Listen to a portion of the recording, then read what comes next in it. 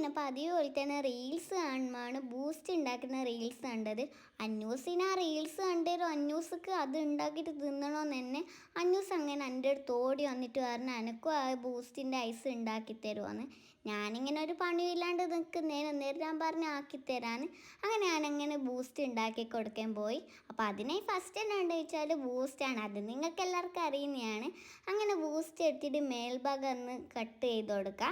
എന്നിട്ട് വേണ്ടതെന്ന് വെച്ചാൽ കുറച്ച് പാലാണ്, ഞാൻ ആവശ്യത്തിനുള്ള പാലൊഴിച്ച് നിങ്ങൾക്ക് ഇഷ്ടമുള്ള അത്ര പാലൊഴിക്കുക.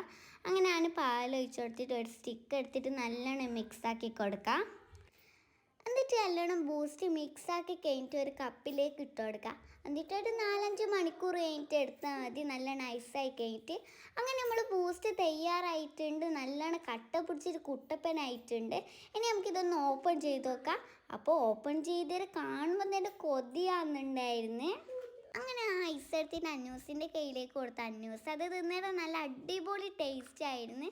അപ്പം നിങ്ങൾ ഇതൊക്കെ ചെയ്ത് നോക്കാം. അപ്പം ബൈ ബൈ.